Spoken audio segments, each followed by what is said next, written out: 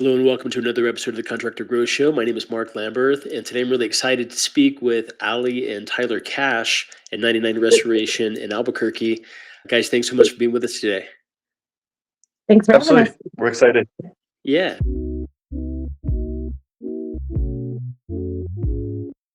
Fantastic. So we've talked a little bit here before the show. You guys are up into some interesting stuff, opening some new areas of the business and some new areas of the country. But I'd love to hear just a little bit about the story of how you guys got started. And maybe, Tyler, you talked about that a little bit already. Maybe you can tell me the kind of the history of the business and where the business is at right now. Sure. Started about 2018 with a cousin of mine. We were working for a family business at the time, and then we had decided to go ahead and just open our own contracting business. And then he had moved away shortly after that. And then so then Ali and I took it over from there. And then but at the time we were doing some shenanigans, drinking a little bit too much, and we were drinking a lot of 99 bananas and stuff like that. And so we're like, well, we'll just name it 99 Restoration. So that's where the 99 came from. I love it. Those guys haven't gotten in touch after that, I'm like, oh, I do like the 9. Still like the 99? What's that? Yeah, we still like the 99 after, so we kept it. Yeah, fantastic. Good deal. And then to get going, I mean, you guys have done some traveling for kind of roofing and kind of followed some, major hailstorms and, big roofing projects. Was that kind of early on that was happening, or here just in the last few years? I was going to say, Ali? and Tyler both grew up in construction. We've always done construction. We've been married for 21 years. And so Tyler, even in our early years, early teen and 20 years, he was building houses with his brothers, like his family. He comes from a concrete quarry mix plant. And I come from a general contractor dad that has built quite a bit of homes and subdivisions and higher end condos and things like that. So we both have been surrounded by it a lot. And in those early years, Tyler, he also went to mechanical school. We just kind of were figuring things out. And then his uncle called him and told him after Hurricane Katrina, that was our first storm we went to.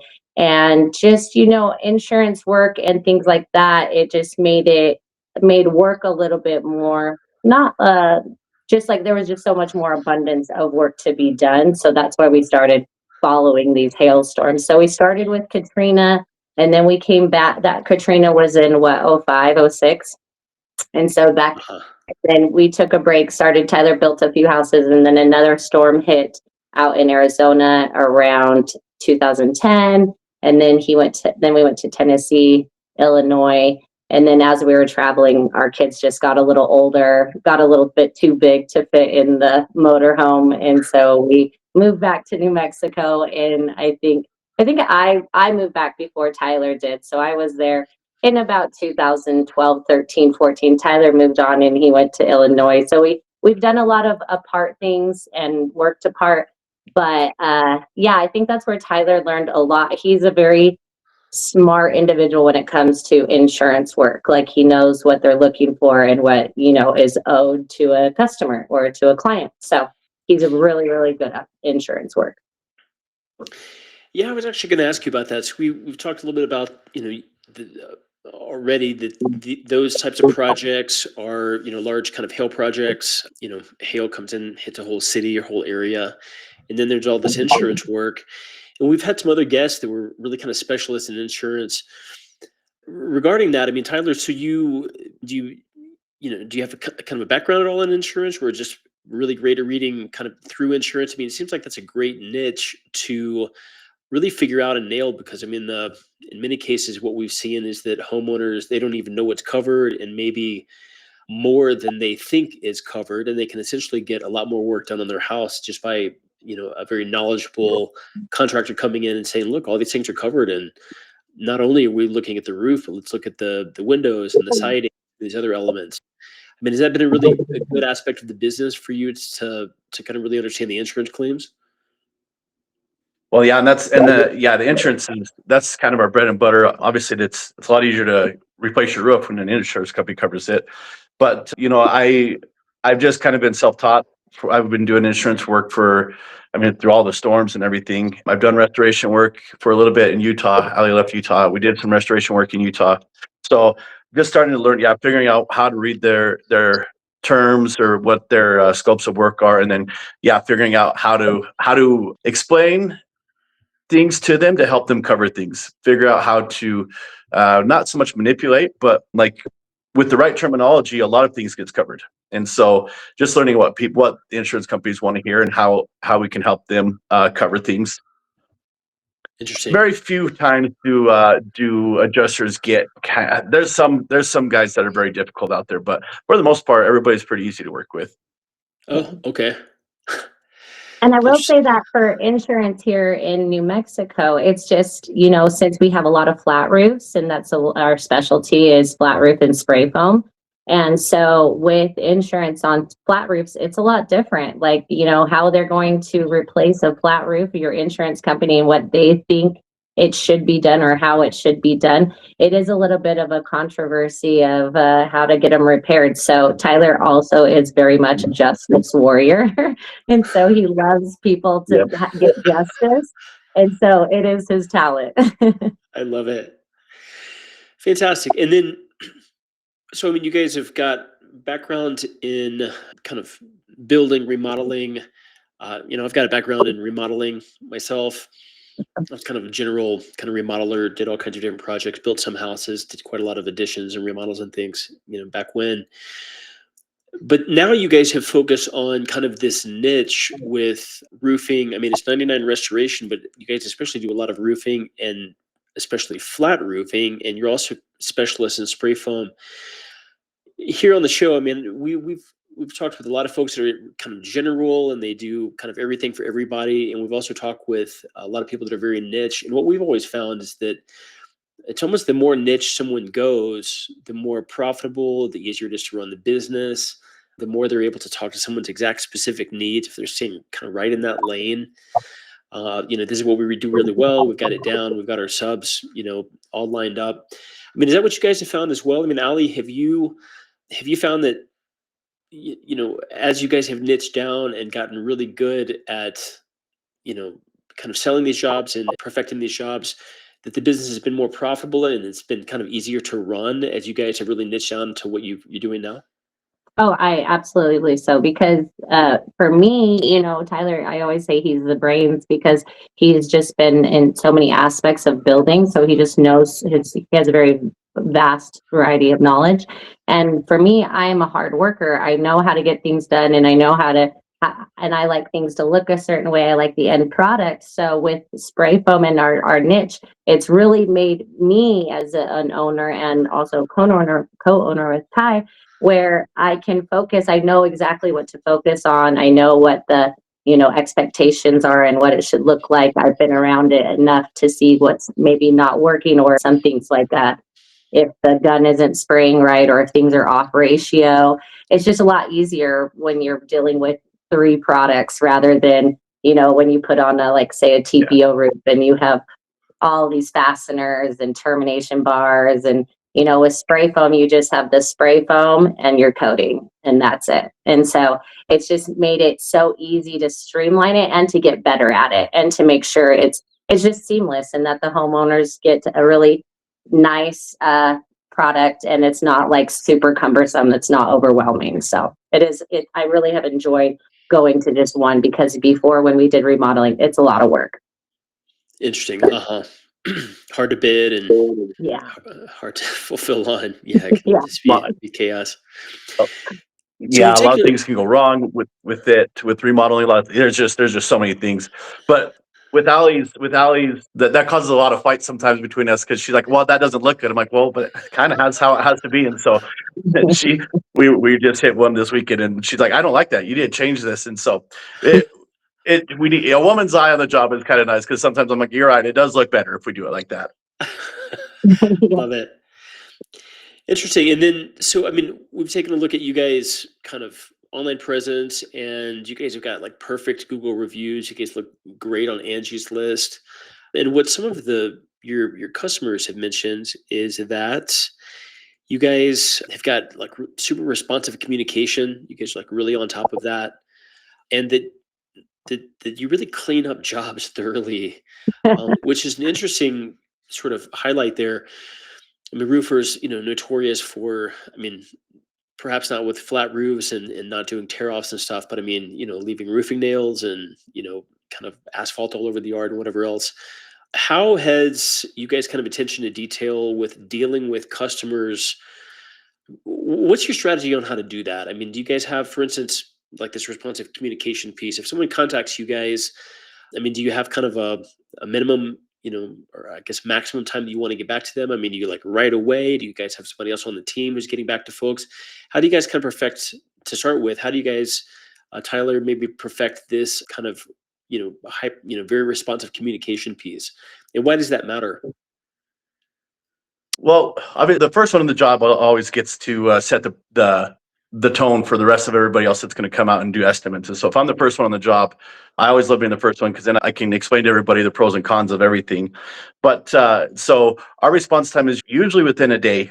We're not so big that we're overwhelmed, inundated with a ton of work. And so given that we do maybe 3 jobs a month, we have time to go and do that personal touch and give that personal touch to our clients and the people that are calling us. And then, as far as the cleanliness and stuff goes, that's all Allie's.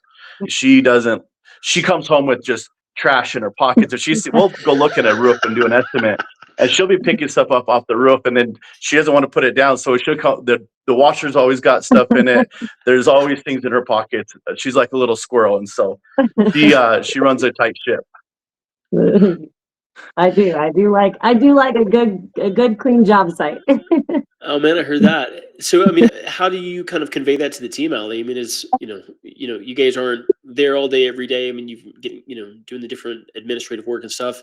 I mean, if you guys have got other people kind of representing the business who are ultimately responsible for you guys nailing these 5-star reviews, how do Yeah. you convey that to them? I mean, how do you guys talk about it? And do you have kind of a standard on literally the tidy up and clean up after a job, which is really, really important? For Um, sure. It's super important. It's super important to me. Like, if I'm a homeowner, and I tell my crew and my guys all the time, like, I'm a homeowner. I don't want to come out and be like, hey, I'm so glad you guys did this project. Now I have to do some extra work and clean the rest of it up. I don't want to do that. And I don't want my clients or customers to have to deal with that either. I want them to be super pleased and happy. And I want it to be even better than when we got there. That's kind of how I was taught just growing up in general.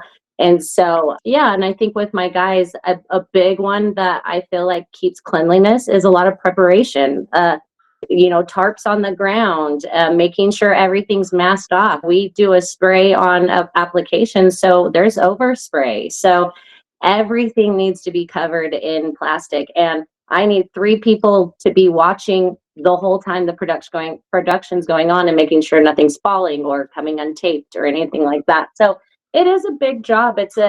People don't think it's not a smart one. It's not a lot of geniusness, but it's a lot of, like, you got to watch, make sure it's still there. And as a business owner, it's always hard to hand over your baby and hope that, your team takes care of it the way you would want to. But I think it's an ongoing conversation all the time, but it is our precedence. I think the reason we have done so well is, number one, like Tyler said, we're not super big. So we've been able to have our quality control kind of handled really well because we're on majority every of our jobs. We look at them, we go inspect them afterwards. So we're not too big where we get to still hold our quality. And so I think that's where our struggle is right now, is like, okay, where do we go from this? How do we make sure we keep our quality and grow? So Interesting. So you guys are in Albuquerque. You've kind of worked in some other states, but it sounds like right now you're actually kind of building another aspect of the business, or maybe just a whole new business or a whole new kind of brand up in Mesa, kind of in southeast of Phoenix, really focused on spray foam. Is that right? yeah, yep. Yeah. Okay. Great. So how have you made that decision to kind of expand? I mean, we had talked a little bit, Ali, before the show here. Albuquerque is a little bit of a kind of a stagnant market. I mean, it's not necessarily growing. There's a lot of growth happening up in Mesa, Phoenix, just huge growth up there. How have you guys decided, what's been the kind of the decision and thinking around growing, a new aspect of the business up there versus just staying in Albuquerque? New Mexico, it really comes. We love New Mexico. New Mexico is a great state. Yeah. It's very slow paced. It's really enjoyable to live there. It's just it's really hard because it's stagnant. And so Arizona, Ali's from Arizona, and we've got a lot of friends there, and so we've just kind of got an easier in on the market in Arizona. New Mexico is, like I said, it's growing, but it's really slow, and we just enjoy the environment of Arizona a lot better than New Mexico. Now that our kids are all grown, we really aren't stuck anywhere, and so we're like, where do we really want to end up? Yeah. Gotcha. Interesting. The heat of the desert wasn't my first choice, but It's mine. take It's my first choice. yeah, Ali's a desert rat. Yeah, well, that sunniness is just epic, man. We're always we spend some time in Mexico, and we're up here in Colorado. It's pretty sunny, but we actually think a lot about Arizona and maybe Tucson. But yeah, we love Arizona as well. Yeah.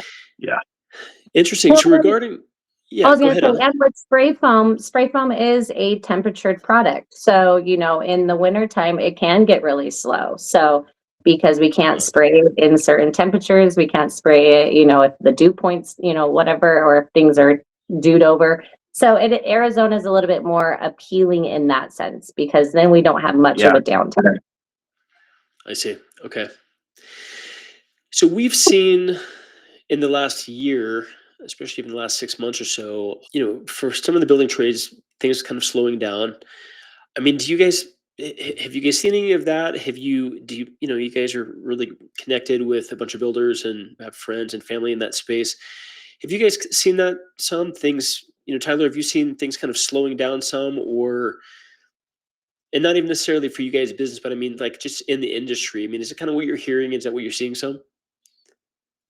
Yeah, it's been especially this year. It's been really oddly slow, and it is interesting because as products get cheaper, I mean, we've actually seen prices go down on shingles, and we've seen prices go down on things, and so it's been interesting to watch things kind of slow down. And maybe it's just recovering from the surge that happened in 2021 and all through COVID. Those years were super busy. And so maybe it's just kind of recovering from that. But yeah, this year especially has been eerily slow. And so we're both kind of like, well, we do need to expand just in case things get slower. I mean, just to keep a little bit of diversity going on. But yeah, and across the board, almost everybody I talked to has, all of our suppliers, everybody said it's extremely slow this year. Huh. Okay. Yeah. Mhm. And then regarding, I mean, you're pretty active on kind of social media platforms, TikTok, Instagram, Facebook. They've got some blog postings and things on your website, as well as your, GBP, I think they call it these days, Google Business Profile. Do you guys have any thoughts, maybe Ali, about, I mean, if things are kind of slowing down, you guys are opening a new brand really in Mesa, but closely related, spray foam over in Mesa. Do you guys have kind of a strategy? I mean, if you're seeing kind of the tea leaves here a little bit, things are slowing down some, you're opening a new branch, but any other thoughts about how to kind of grow the business? I mean, you guys, talk with buddies or, like I say, networked. I mean, any strategies or thoughts about how to, make sure it just stays right at the same level it's been or pick up in the next Yeah, year or two? I definitely think me and Tyler are kind of going at in this Arizona market a little different in the sense of partnering up with other people that maybe are in the same boat, like maybe have been in business for a little bit already, to maybe that we can grow a team rather than have like a pyramid where me and Tyler are at the top, and like, kind of everything has to kind of go through us since we're smaller. So kind of more brainstorming with other business owners that could, come up with, a team that maybe we take, pay cut, but at least we're building something a little bit more substantial, something that can hold a lot more weight. Because in New Mexico, like Tyler always says, he could do business with a handshake. He's just a small town boy, type guy. And with that being said, doing our small business, it's a lot on us. So this new transition to opening up in Arizona, we're really looking for a team here and other ambitious business owners or that are entrepreneurs that want to open a business and want to run a business with us. And I think that's where we're really focusing this time for our hires, has been more hires with other entrepreneurs. Interesting. So would that be sort of some larger companies that are looking for someone to fill that kind of spray foam and sort of roofing kind of space, and you would partner with those guys? I mean, what's an idea about how a relationship like that might work? Because some of our listeners, I think, maybe pick up on that strategy, and that may be very helpful for them as well. Yeah, I mean, me and Tyler have also talked about being subs for people. Like maybe we come in and spray for people. Maybe we just, have the labor and the cleanup and we do what we're good at. And maybe we can do that for other people. There's not a lot of spray foamers. We are certified, we're SPF certified and spray foam, and we are trained. And so we do have a lot of skill that we have to offer. So that's also an option. I know, like we're saying, a lot of contractors here are also overwhelmed because their labor pool isn't very big. So that might be an option too, to partner with some companies here and see, on the roofing side or even insulation side, if they would want us to spray for them. So that's also an option we're looking into at the moment. Interesting. I love it. Well, fantastic. So guys, regarding here 2026, are you kind of in growth mode still? I mean, growing 20-30% in the next year, is that something that is kind of in the cards for you guys, or is this sort of maintaining business, however, at the level that it's been, which is kind of what you guys are planning on? We talk with folks that are at different stages of that, or different kind of ideas around what they want to do in 2026. I mean, you guys are really kind of growing the business at this point, yeah? Yeah. Me and Tyler we laugh because we're just two little free spirited babies that got together and we just, just like everybody else trying to figure it out. And we definitely are in that growth era now where, I mean, we always have been, and we'd always say like, man, if we really gave it our all, I wonder what we could do, because Tyler's just a very talented man. And I think when you're just good at something, you naturally, the word spreads and you just get busier. And now that we're moving here and we're, having a better game plan, we're having a lot of better preparation this time around. So we definitely are in that growth arena right now where we're just really excited and really pumped to see what we can create again. Like, 99 is really fun. It was really fun when we first started it, and just giving people and like what they're, exceeding people's expectations. That's my favorite thing to do. And so I think we're in that kind of arena again, where we're ready to get our name out there, show people exactly what we can offer, and that we do offer something, I don't know, just a little bit more peace of mind, in my opinion. And so I'm excited to give that to the Valley here, because I think if you talk to anybody, a good contractor is hard to find. Absolutely. Yeah, that is So great. yeah, we're ready to hit the red button. Yeah, Tyler, any thoughts about that? No, I think another obviously growth thing that we hit in Phoenix is I'm becoming a marketing company that has basically I think we're focusing a lot too on marketing, being a marketing company that does spray foam almost as well. That's I think one of our strategies to getting a good website, having a good online presence, being able to market ourselves and figure out, we're just kind of dabbling in the marketing world right now as far as, okay, how do we market a business? And then if we just focus on marketing, then we can hire all the bright people then in the other positions to keep everybody busy. And so we've got a few different strategies and angles that we're hitting down there to get the ball rolling. I love it. That is a great strategy. Yeah, we definitely. I was gonna say the network marketing. I mean, not network, social media and marketing and things like that. I will say we've really done our research. We do that a lot. Like we definitely focus on that a lot. Tyler's really good on the back end with like our websites and stuff like that on our Google ads. Like it's a lot of work. That part's a lot of work. So yeah, for sure. Fantastic. Well, great, guys. Do you guys have the new Saguaro spray foam website set up already?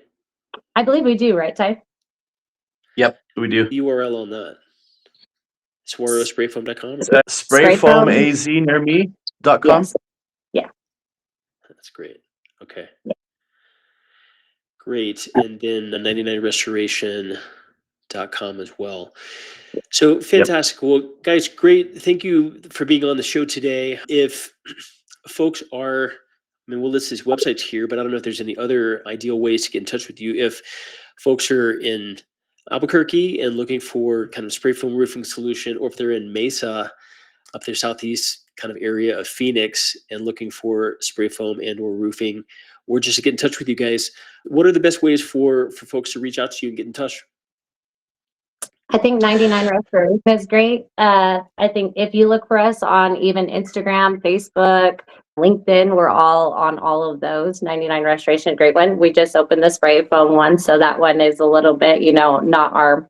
It's you definitely will get found on 99 Restoration. Spray foam is just in this market where I don't know. 99 Restoration would probably be the best one if you want to come find us. The easiest, fastest way for sure. Okay. So that's 99restoration.com. Yeah. Phone numbers, emails, and things. They're easy to find. Yeah. Great website over there. Yeah. And then coming up here, if someone's listening to this a year from now, and you guys have done all the different work to get this more findable, in Mesa, Spray Foam AZ, like Arizona, sprayfoamaz near me.com. So guys, great. Thank you so much for being on the episode today. A lot of great information here. We're going to go back and listen to this again, take some notes. And we'd love to have you on again in the future, and wish you guys the best 2026. Sounds great. Thanks, Mark. Okay. All right. Take care. Bye-bye. We'll see